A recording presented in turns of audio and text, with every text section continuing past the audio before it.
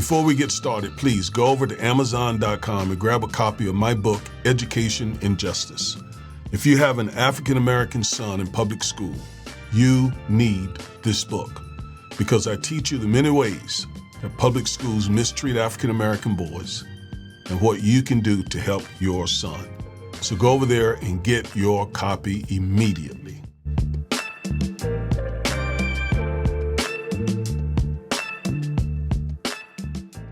All right, let's talk about Trump's HBCU executive order. I have a lot of problems with this executive order. He released it April 23rd, 2025. And I got some things I want to share about it. HBCUs are very important to me because had it not been for one HBCU in particular, North Carolina Agricultural and Technical State University, there's no way I would be a college graduate because I'm a high school dropout. I dropped out of high school in the 10th grade.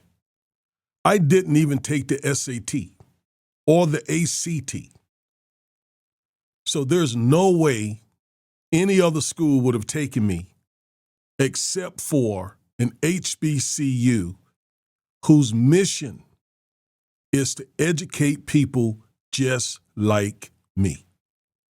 You talk about being grassroots. How much more grassroots can you be? So HBCUs mean a lot to me, and I also obtained my law degree, my Juris Doctorate, from another HBCU, North Carolina Central School of Law. So I am grateful for both of those HBCUs. So when I heard about an HBCU executive order, obviously, it caught my attention. And something else caught my attention, and that is that they released this HBCU executive order on the same day that they released the executive order that got rid of disparate impact across the federal government. That's not a coincidence because this HBCU executive order serves as a distraction. All right, it is intended to keep your mind away from this disparate impact executive order that did some real damage. So this executive order having to do with HBCUs, right? The purpose of it is to have African Americans out here saying, well, you know, the Trump administration is really for black people and they're really not doing anything to harm the black community. And it's working. There are a lot of African Americans out here who are speaking favorably of this executive order. But I got some problems with this executive order. And I'm going to share those problems with you because I don't want you being distracted from what Trump did that was really damaging and harmful to the African American community, to the Civil Rights Act and our fight for full equality by getting rid of disparate impact. So make sure you go back and watch that video so that you'll understand why they put out this executive order on the same day. Now, let me talk about those 8 problems that I have with this HBCU executive order. All right, now, I am not going to read it on the air with you because I've already read it from start to finish. I encourage you to go and read it yourself.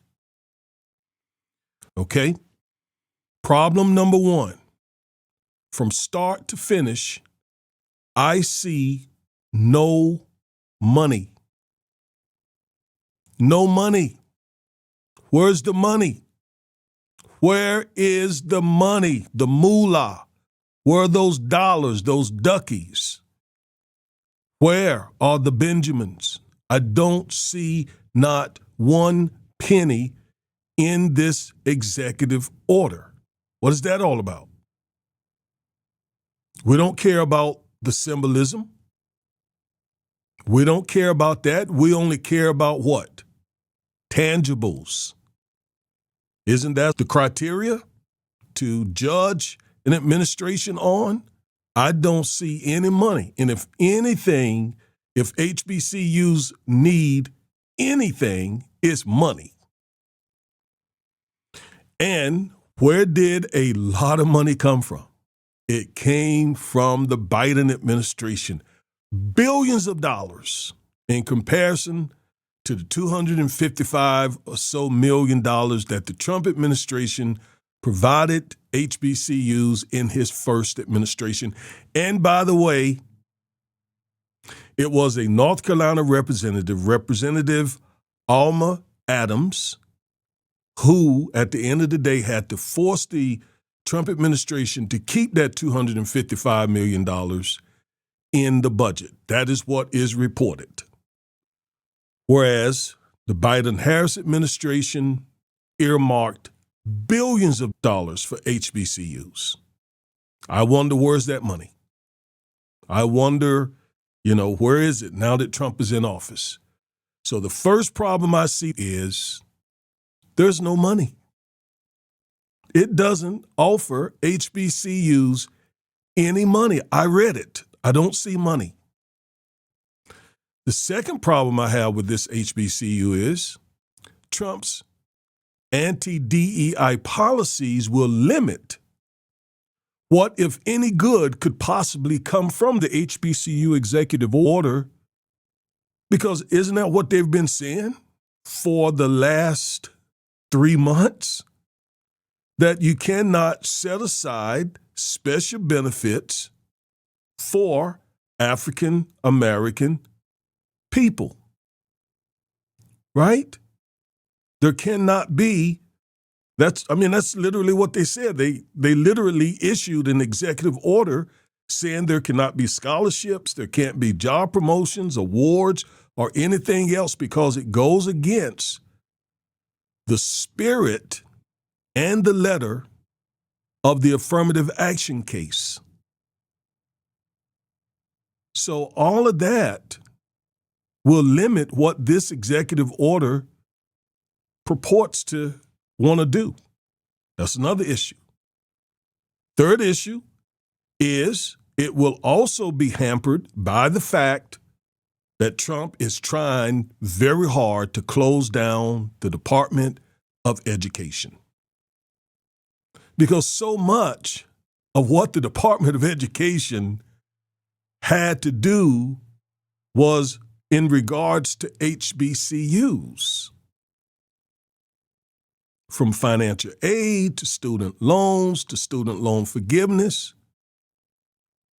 So closing down the Department of Education while putting out an executive order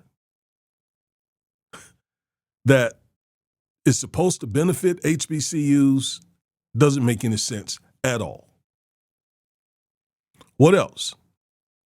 Well, those DEI or anti-DEI policies will also hurt HBCU graduates from obtaining employment. Because of the anti-DEI policies of the Trump administration, many HBCU graduates who worked in the federal government across various federal agencies have already lost their jobs. And if an HBCU graduate needs anything after graduation, it is a job, because he or she probably has student loans. All right? What else? It doesn't protect HBCUs against any future funding cuts. We know that Congress is right now trying to cut the budget so that Trump can pay for this huge tax break that economists say will benefit the wealthiest. Well, that probably is going to result in some funding cuts for HBCUs. I don't know, but it's a safe bet. And this executive order may be something to appease that when it happens, if it happens. So it doesn't protect HBCUs against any future funding cuts, from what I can tell. It also assumes that HBCUs are not already well managed, because it talks about a whole lot of helping HBCUs better manage, and it calls for some accountability type of things I'll talk about in just a moment. And it's, again, making a very negative assumption that HBCUs are not well managed and need some federal help, if you will. I don't know about that. And when you think about that in light of the fact that the Trump administration is now overreaching regarding some of the PWIs, yeah, it makes you think, what's going on here? I'll address that a little more in just a moment. It doesn't address Trump's announcement that they're getting ready to restart student loan payments, and that will impact mostly HBCUs, or disproportionately HBCU students. So how can you put out this happy, gleeful executive order on one hand and have all these other things going on the other hand? Are you with me? I mean, start the student loan repayments. That is going to really, really, really hit African-American HBCU students the hardest. Because, again, a lot of the white kids, they don't have to get loans. Why not? Because white families have, on average, about 10 times the wealth of black families because of the legacy of racial oppression. So pump up the student loan repayment program and start going after student loan borrowers. You're going to hit black students the hardest. HBCU graduates, you're going to hit them the hardest. Okay? What else? It seems, this is the next thing, it seems to be moving into this area of federal government oversight, overreach for HBCUs.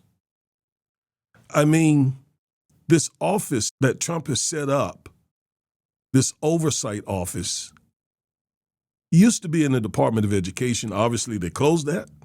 So now it's in the executive office. Let's look at that. I do want to show you that.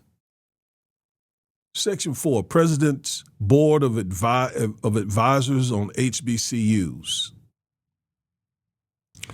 There's established in the Department of Education the President's Board of Advisors on Historically Black Colleges and Universities Board.